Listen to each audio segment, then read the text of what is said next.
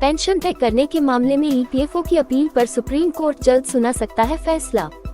पीठ ने 6 दिनों तक मामले में सुनवाई के बाद 11 अगस्त को फैसला सुरक्षित रख लिया था।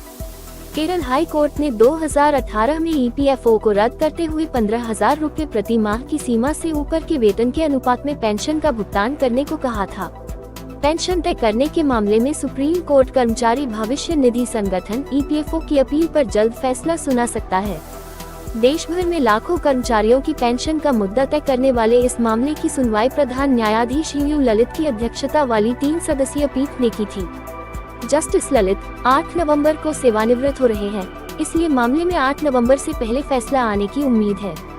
ईपीएफओ ने सुप्रीम कोर्ट में अपील दाखिल कर Kerala high court, Delhi high court और राजस्थान हाई कोर्ट के फैसलों को चुनौती दी है।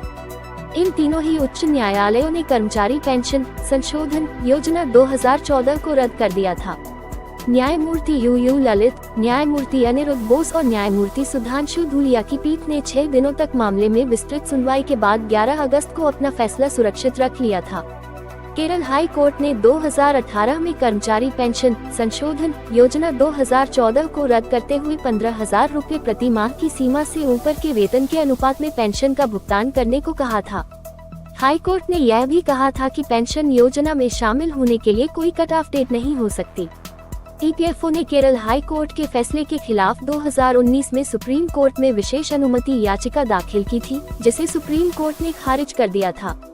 हालांकि इसके बाद ईपीएफओ और केंद्र सरकार ने सुप्रीम कोर्ट में विशेष अनुमति याचिका खारिज करने के खिलाफ पुनर्विचार याचिका दाखिल की, जिसे कोर्ट ने विचारार्थ स्वीकार कर लिया और मामला मेरिट पर विचार के लिए दोबारा खुल गया। सुप्रीम कोर्ट की 2 न्यायाधीशों की पीठ ने अगस्त 2021 में इस मामले को विचार के लिए 3 न्यायाधीशों की पीठ को भेज दिया था। साथ ही कोर्ट के विचार के लिए 2 मुद्दे भी तय किए थे।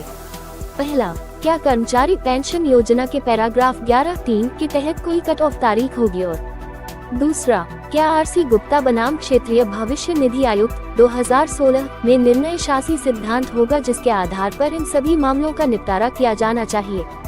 ईपीएफओ की दलील, कम उम्र के कर्मचारियों के लिए है पेंशन योजना।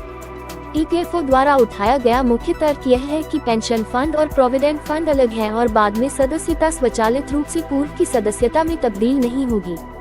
यह तर्क दिया गया कि पेंशन योजना कम उम्र के कर्मचारियों के लिए है और अगर कट ऑफ सीमा से अधिक वेतन पाने वाले व्यक्तियों को भी पेंशन प्राप्त करने की अनुमति दी जाती है तो यह फंड के भीतर भारी असंतुलन पैदा करेगा। 2014 के संशोधन पेंशन और भविष्य निधि के बीच क्रॉस सब्सिडी के मुद्दे को हल करने के लिए लाए गए थे। पेंशनरों ने ईपीएफओ द्वारा उठाए गए वित्तीय बोझ के तर्क को खारिज कर दिया। उनके द्वारा यह तर्क दिया गया कि कोष फंड बरकरार है और भुगतान ब्याज से किया गया है। पेंशन भोगियों ने ईपीएफओ के इस तर्क को भी खारिज कर दिया कि पेंशन योजना में शामिल होने के लिए कट ऑफ अवधि के भीतर अलग विकल्प का प्रयोग किया जाना चाहिए और तर्क दिया कि ईपीएफओ का रुख कानून के विपरीत है।